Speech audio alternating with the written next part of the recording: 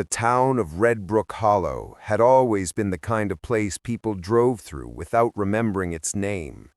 A few diners, a rust-flecked water tower, a high school that smelled of dried chalk and cafeteria grease. Nothing unusual. But on the third week of August, the streetlights began to flicker every evening at exactly 7:14 p.m., like the whole electrical grid was holding its breath. People laughed about it at first. Power surges, summer storms, old wiring, whatever. But then the disappearances began. It started with a mailman, then a retired mechanic, then a pair of twins walking home from band practice. No screams, no struggle, no trace, just gone. The sheriff kept insisting they'd all left town voluntarily, even when families begged him to look deeper. He'd pull at his collar, sweating, repeating the same line in the same tone every time. "Nothing unusual is happening here. People come and go." The teenagers of Red Brook Hollow noticed what adults pretended not to see. They whispered about patterns, about the flicker, about the way the missing all lived near old storm drains, about how the sheriff's smile never reached his eyes anymore. A week after the last disappearance, the first return happened. Mrs. Hamley came home walking up her driveway in the same blue dress she'd vanished in. Her husband ran to her, sobbing, but froze instantly. Her smile was stretched too wide, like her cheeks didn't know where to stop. She blinked in slow, deliberate pauses, and when she spoke, she repeated the same sentence 3 times in the exact same rhythm, like someone pressing play on the same recording. "I'm home now. I'm home now. I'm home now." Within 3 days, 14 more returned, all smiling, all speaking like broken toys, all eating so slowly it made people nauseous to watch. By the time the flicker rolled across the town that next night, every family locked their doors. Teenagers huddled in basement group chats, plotting. Because if the people coming back weren't really people, then where were the real ones? And why did the sheriff keep insisting everything was fine? Far below the town, in tunnels no one talked about anymore, something hummed, something alive, something busy. And the kids of Red Brook Hollow were beginning to realize they were already too late to save everyone. The night after Mrs. Hamley's return, the flicker rolled over Red Brook Hollow at exactly 7:14 p.m. again, like someone snapping a cosmic light switch. Every street lamp dimmed in a slow pulse, humming faintly, as if the whole town exhaled through its teeth. Up in the abandoned bleachers behind the high school, 4 teenagers watched the glow stutter across Main Street. Lucas had a notebook open on his lap, pages covered in scribbles, timestamps, crude maps of storm drains. Maisie sat beside him, hugging her knees, eyes scanning the dark like she expected one of the returned to crawl out of the dust. Jaden leaned against a rail, pretending not to be scared. And Cassie, the quiet one, kept her phone flashlight trained on Lucas's notes. 7:14 again, Maisie whispered. "That's 5 nights in a row." 6, Lucas corrected. "No, he's 6, he repeated, without looking up. "I checked." Jaden snorted. "Cool, so the lights are busted. Big deal. My uncle's truck does the same thing every time he hits a pothole." "Your uncle's truck doesn't bring dead-eyed clones back from the cornfields," Maisie shot back. Cassie hadn't spoken yet. She just kept staring at the road far below them, where a figure was walking, slow, stiff, like every joint was on a delay. It was Mr. Carraway, the old music teacher who'd vanished 3 days ago. They froze. Even Jaden stopped trying to look brave. Caraway shuffled past the diner, wearing the same wrinkled blazer he'd disappeared in. He smiled at a dog walker, that same too wide smile they all hated seeing, and repeated, "Good evening, good evening, good evening." But he didn't keep walking. He stopped under the flickering light near the bus stop, lifted his chin toward the sky, and murmured, "Numbers." A long string of them, soft, rhythmic, like reciting coordinates. Cassie leaned forward so far Lucas grabbed her sleeve. "Do you hear that?" she whispered. Lucas's pulse thudded, because he recognized the pattern. He'd seen something similar on an old town map, storm drain schematics from the 70s. Carol finished the sequence, blinked slowly, then turned around and walked back the way he came, still smiling. Jaden exhaled hard. "Okay, nope, that's not normal even for this hellhole." Lucas flipped through his notebook with shaking fingers. Old maps, drain entrances, maintenance tunnels no one used anymore. And one section circled in red, a sealed hatch behind the cannery. "I think he just told us where they're taking people," Lucas said. Cassie looked at him finally, eyes wide. "Then we go there tonight." Jaden's jaw dropped. "Tonight? Are you crazy? What if the copies are down there? What if the sheriff's in on it?" "What if the real Mr. Caraway is down there?" Maisie whispered. The flicker hit again, just one pulse this time, and all four of them shuddered. Below, Caraway's figure was already gone. Lucas closed the notebook. "We're going," he said, "before the next one of us disappears." The cannery sat at the edge of Red Brook Hollow like a rusting metal carcass, its windows boarded up, its parking lot cracked with weeds that looked sharp enough to cut skin. Most people avoided it. Teenagers told stories about workers who'd gotten their arms caught in conveyor belts decades ago. But nothing in those stories felt as unsettling as what the four of them were walking into now. Lucas led the way with a cheap hardware store flashlight that flickered almost as badly as the town's street lamps. Jaden kept glancing over his shoulder like something was pacing them from the dark. Cassie walked right beside Lucas, silent and focused. Maisie lagged just enough to keep her distance from the building, eyes darting between every shadow. The hatch wasn't hard to find. That was the disturbing part. It was exactly where Mr. Caraway's murmured coordinates had led them. A concrete wall behind the cannery, half covered in ivy, with a rusted metal door bolted shut. Only it wasn't bolted now. The lock hung open, like someone had undone it minutes before they arrived. Jaden swore under his breath. "Nope, absolutely not. This screams trap." "But it's also a lead," Lucas said. He pressed his palm against the cold metal. "And we're running out of options." Cassie knelt beside the hatch, brushing dirt away from the frame. There were fresh scrape marks on the concrete, as if the door had been opened repeatedly in the past few days. And something else, a faint humming vibration beneath the ground. Mechanical, steady, not quite electrical, but close. "Do you feel that?" she asked. Maisie nodded, hugging herself. "Like the whole floor is breathing." Lucas pushed the hatch open. A burst of cold, stale air rushed out, air that smelled like wet metal, and something far sweeter, like overripe fruit. The beam of his flashlight revealed a narrow ladder descending into a tunnel ribbed with old pipes and cables. "It's not as deep as I thought," Lucas murmured, peering down. Then the flicker hit. Above them, the sky pulsed with that familiar electric gasp. every light in town dimming at the same time.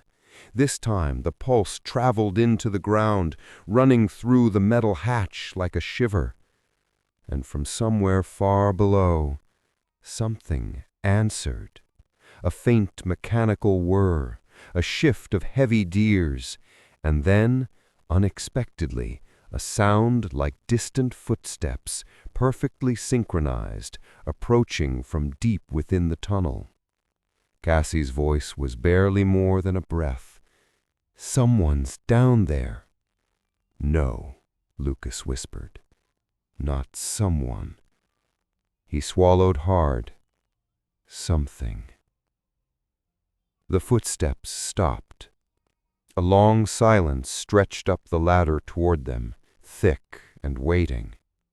Then a voice floated upward, flat, measured, identical to Mr. Carroway's tone. "Good evening. Good evening. Good evening." Maisie screamed. Lucas slammed the hatch shut, his heart thundering so loud he barely heard the echo of the last "good evening" fading in the dark below. And for the first time since the disappearances began, none of them argued about going home. The four of them didn't sleep that night. Not really. Lucas lay awake, replaying the voice echoing up the tunnel, the perfect imitation of Mr. Carroway, word for word, tone for tone. Cassie kept checking the window every few minutes, convinced she'd see someone standing under the street lamp. Maisie cried quietly until her breath wore itself out. And Jaden tried to convince himself it was just an echo, some old recording left in the tunnels. By morning they all knew two things. They had to go back. They had to be smarter this time. They met again behind the school, all of them looking half awake and 10 years older. The flicker hadn't happened yet. The town felt eerily normal in daylight. Kids biked down the street. Sprinklers ticked in the yards. The diner's neon sign buzzed lazily. None of it felt real anymore.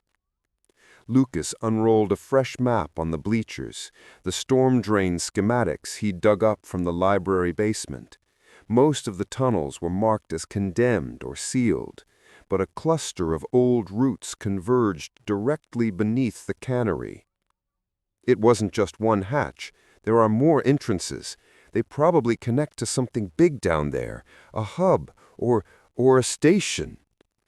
Jaden leaned over the map.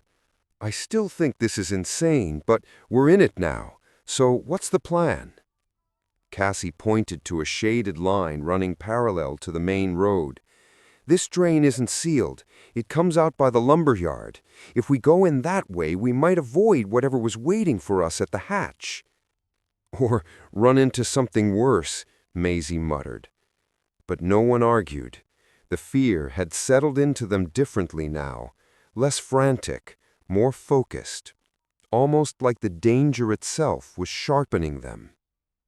They slipped into the tunnel near the lumberyard just after noon.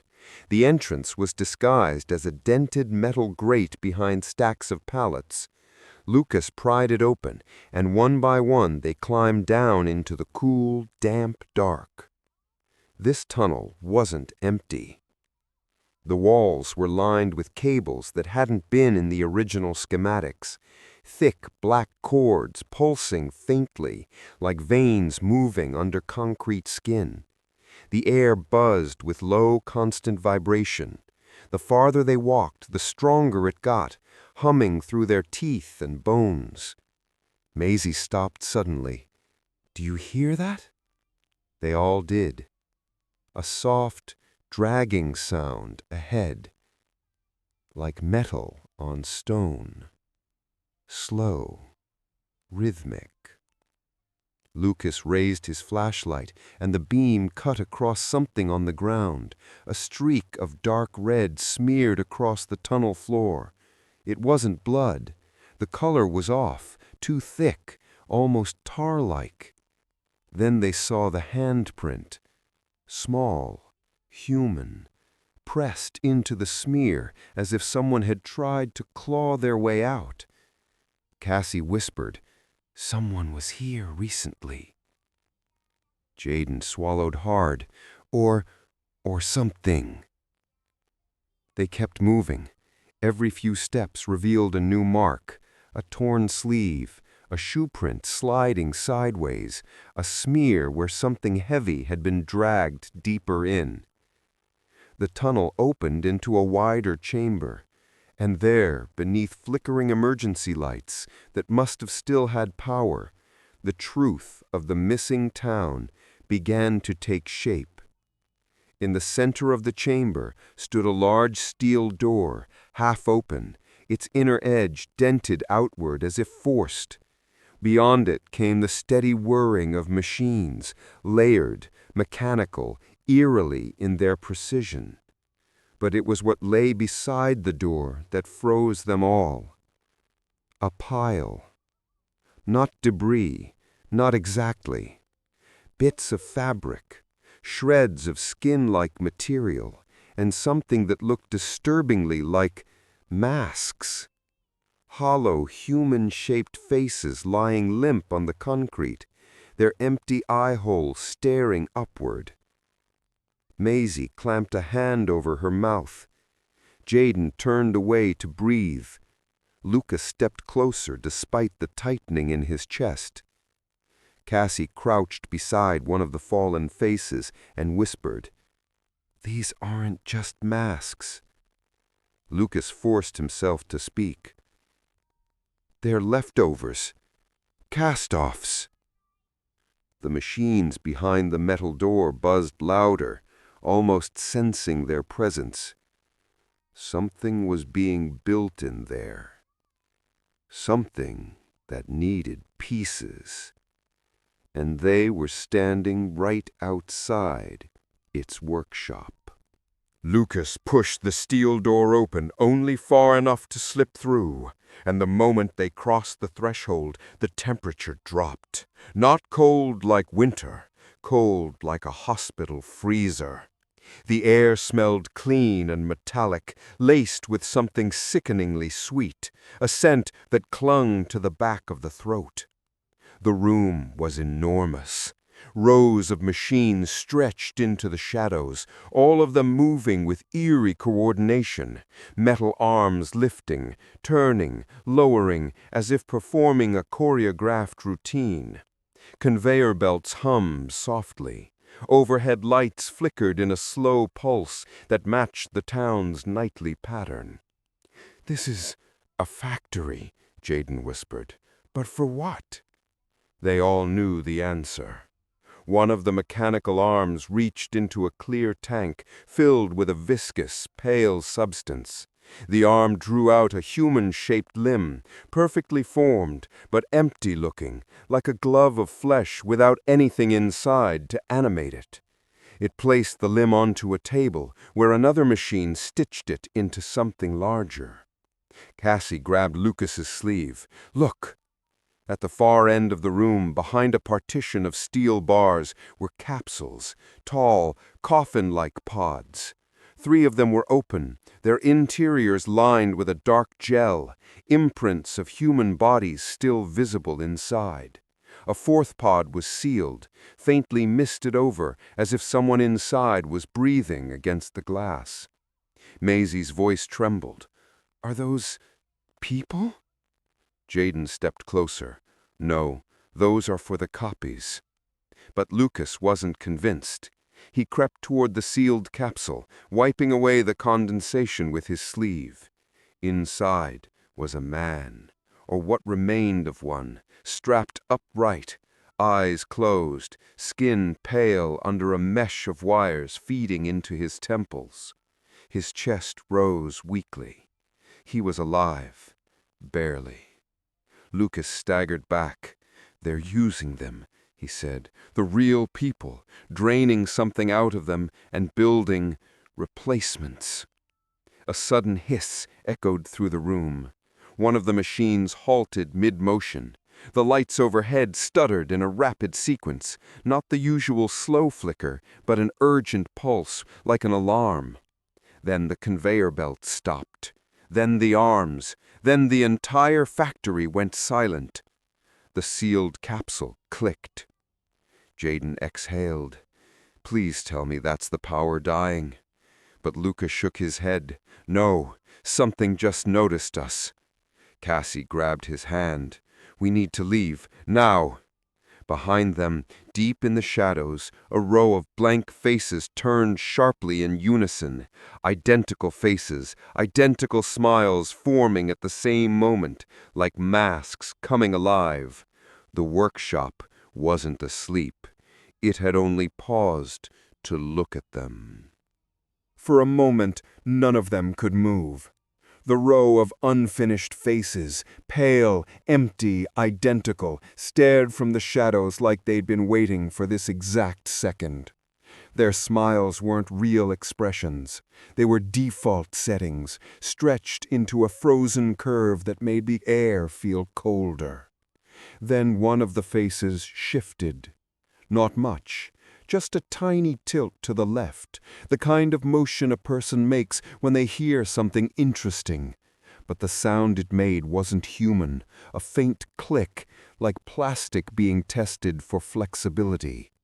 Jaden swore under his breath, "Nope, nope, I'm done, we're leaving." But the exit behind them darkened. A shape stepped between them and the steel door. Tall, wrong, a half-finished body, wrapped in a patchwork of mismatched skin, seams still visible like uneven stitching. Its eyes were blank, like they hadn't been assigned a color yet. Its mouth twitched, forming a smile that didn't quite know where to end. Cassie grabbed Lucas's hand so hard his fingers went numb. "It's not complete, but it can move." The thing took a step. The machines behind it hummed, as if feeding it instructions. Lucas pointed toward the far tunnel. "Run! That way!" They sprinted past conveyor belts and dormant assembly tables, the echoes of their footsteps swallowed by the massive chamber. Behind them, the unfinished figure lurched into motion, slow at first, then smoother, its limbs learning as it chased them. Maisie stumbled over a coil of tubing, Jaden pulling her back to her feet. "Go!" he shouted, pushing her ahead. "Don't look back!" Cassie did look back. The half-formed creature was faster now, its gait sharpening with every stride. The smile had widened unnaturally, splitting the skin at the corners in thin cracks. It didn't make a sound, just breathed heavily, like it was tasting air for the first time. Ahead, the narrow tunnel came into view. "Almost there!" Lucas called out. But the ground beneath them vibrated, not from machinery, but from the synchronized steps of more figures emerging from the shadows. The factory wasn't waking up. It had been awake the entire time. Cassie felt the vibration pulse through her bones. "They're surrounding the tunnels!" Jaden cursed. "Then we picked the one they're slowest to block." They dove into the passage just as the half-finished creature lunged, its hand scraping the wall inches from Lucas's back. Sparks flew. A chunk of concrete fell. Maisie screamed. They ran until the darkness swallowed the factory's faint light. Only when the tunnel curved sharply did they finally stop, gasping for breath. Lucas pressed his palm against the cold wall, listening. No footsteps, no humming, just silence. Jaden bent over, hands on his knees. "Tell me that thing's not getting out of that room." Lucas swallowed. "I don't think it needs to." Cassie met his eyes, her voice barely audible. "They're building more." They didn't stop running until they crawled out of a drainage ditch 1/2 mile from the lumber yard. Sunlight hit their faces, warm, normal, merciful, but it didn't make any of them feel safer. Maisie collapsed onto the grass. "We need to tell someone," she said, voice cracking. "Anyone. The mayor, the sheriff, the whole town. They can't ignore this." Jaden laughed, a dry, terrified sound. They will ignore it. They already are. Lucas brushed dirt from his palms. Then we show them proof. He looked at Cassie. Your phone. Did you get anything? She shook her head. The camera glitched the moment the machine stopped. It wasn't just the lighting. The signal was scrambled, like something didn't want to be recorded. Maisie stared toward the town in the distance. We can still tell them. We can tell everyone. So they did. They split up, each going to a different family, knocking on doors, breathless, frantic, trying to describe what they'd seen. The capsules, the masks, the half-built things walking on learning legs. But the reactions were all the same. A mother quietly closed the blinds while Lucas talked. A shop owner shook Jaden's shoulders and said, "Stop making trouble." A neighbor smiled too widely at Maisie, the same smile the copies had. And when Cassie tried to tell her parents, her father simply repeated the sheriff's line, "Nothing unusual is happening here." With the same tone, the same rhythm, exactly the same. By evening, the 14s met again at their usual spot behind the school. Maisie's face was pale. They don't care," she whispered. "It's like they already knew, like they're choosing it." Jaden kicked at the dirt. Maybe the copies aren't just replacing people. Maybe they're convincing the rest to stop fighting. Cassie looked at Lucas, her voice barely a thread. What if most of them are already gone? The streetlights flickered, right on time, exactly 7:14 p.m. Only this time, the flicker lasted longer. A full 3 seconds, the longest yet. When the lights steadied, Lucas noticed figures standing at the end of the empty football field. 5, then 8, then more. Pale silhouettes, motionless, all facing the bleachers where the 4 teenagers huddled. Copies. Watching. Waiting. Maisie's breath hitched. Why aren't they coming closer? Jaden swallowed hard. Because they don't have to. Lucas understood then, and the realization chilled him deeper than the tunnels had. The town wasn't hiding from the truth. The town had accepted it, let it happen, opened the door for it. And now the copies weren't hunting the teenagers. They were simply waiting for the rest of the town to help finish the job. The copies watched from the field far longer than any of them could stand. When the streetlights finally steadied, the silhouettes dissolved back into the dark, disappearing with that unnerving, perfect coordination, like a flock turning mid-flight. The moment they were gone, Jaden grabbed Lucas's arm. We need to get inside, anywhere, I don't care where. They rushed into the school for a side door that never locked properly. The hallway smelled of dust and old textbooks, but it was shelter. For a few seconds, shelter felt enough. Then Lucas noticed Cassie wasn't talking. Not just quiet, wrong quiet. Her breathing sounded too steady, her posture too still. Cassie was anxious, jumpy, always fiddling with her sleeves or twisting her hair. But now she stood perfectly straight, hands at her sides, staring at a trophy case like she wasn't reading the plaques, just mimicking the act of looking. Maisie tugged Lucas's sleeve, whispering, "What's with her? She's been off since the tunnels." Cassie finally turned toward them. Her smile was too smooth. "Everything will be fine," she said softly, but her tone was flat, almost rehearsed. Jaden stepped back. "Dude, that isn't her voice."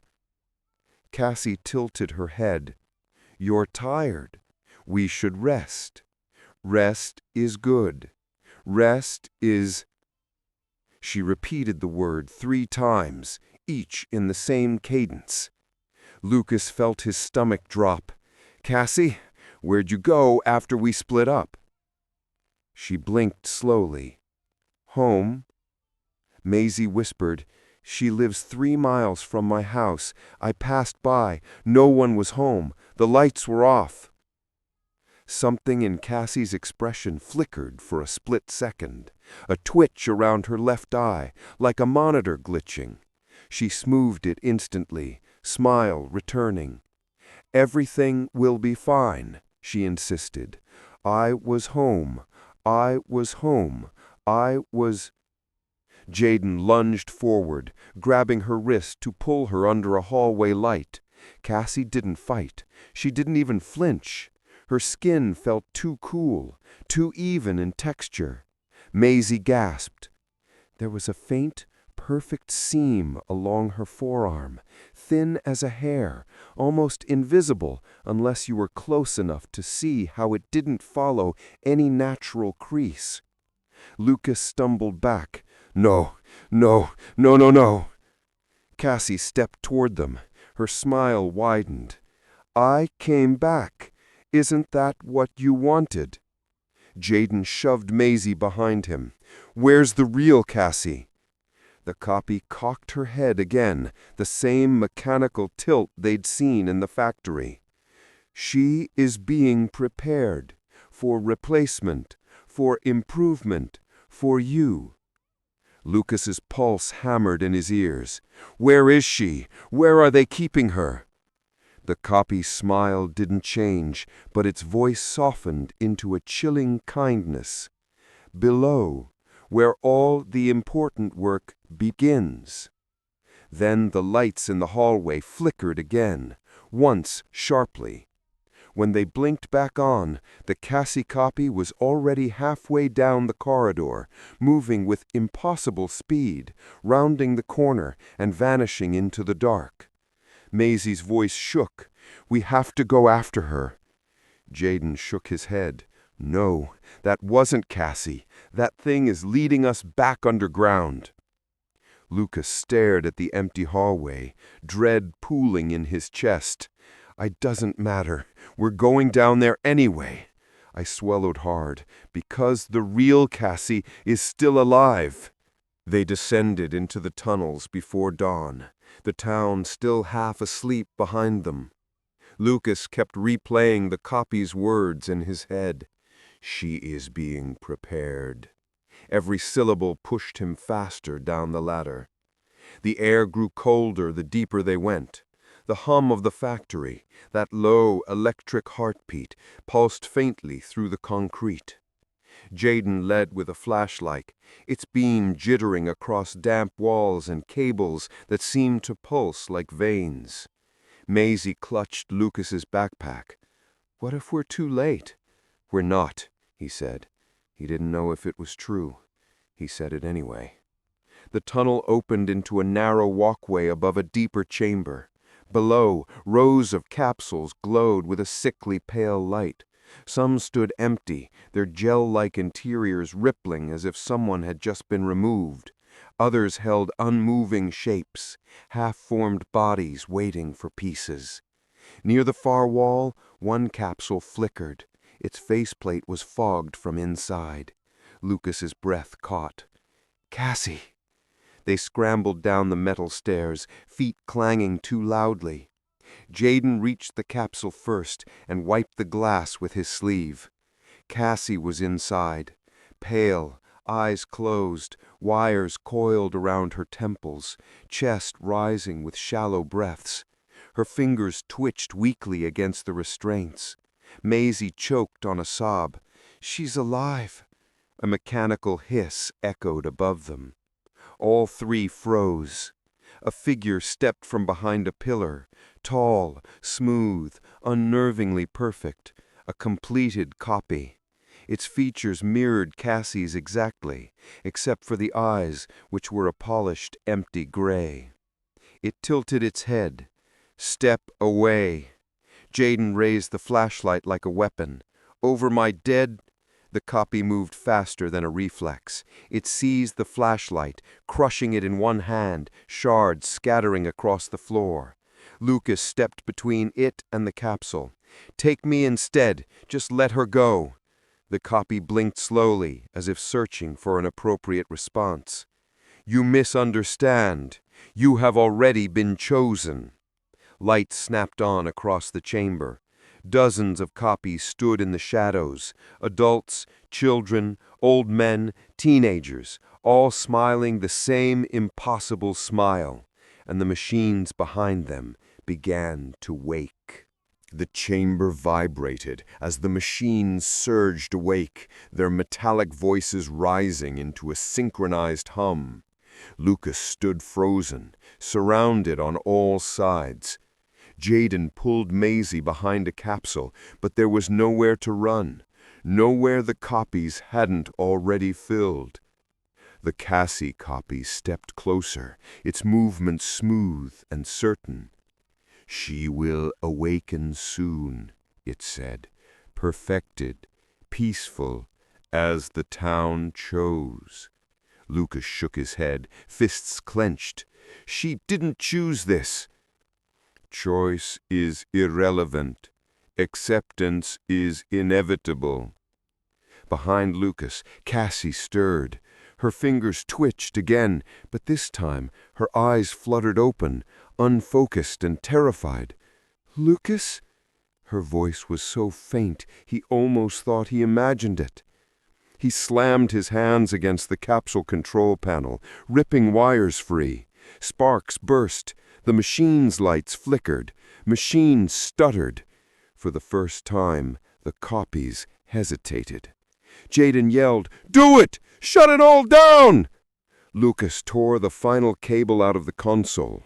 A low rumble rolled through the underground station, a tremor that shook the rails, the floor, the walls. One by one, the machines powered down, their glow dimming like dying stars. The copies' synchronized smiles faltered. Some faces twitched. Some froze mid-expression. Some simply went still, collapsing like puppets with their strings cut. The core of the station emitted a long, metallic whine, then silence. Complete, echoing silence. Maisie pried open Cassie's capsule, pulling her into her arms. Cassie trembled, barely conscious, but alive. Jaden grabbed Lucas's shoulder. "We have to go, now!" They ran through the dying tunnels as the station's foundations groaned. Metal screamed behind them, collapsing beams, failing supports, the whole underground world folding in on itself. When they finally burst out of the drainage ditch, dawn was breaking over Redbrook Hollow. The streetlights were still on, but for the first time in weeks, they did not flicker. The town was quiet. Too quiet. As they stood catching their breath, Lucas scanned the streets. Curtains shifted. Doors opened. People stepped outside. But something in their faces, something in the way they stared, something in the stillness of their smiles. Maisie whispered, "Lucas, we didn't stop all of them." He didn't answer. He just watched as the townspeople, dozens of them, stepped forward in perfect unison, smiling, waiting, ready. And Lucas understood the truth. The station was gone, but the town had already made its choice. He was the last one still fighting.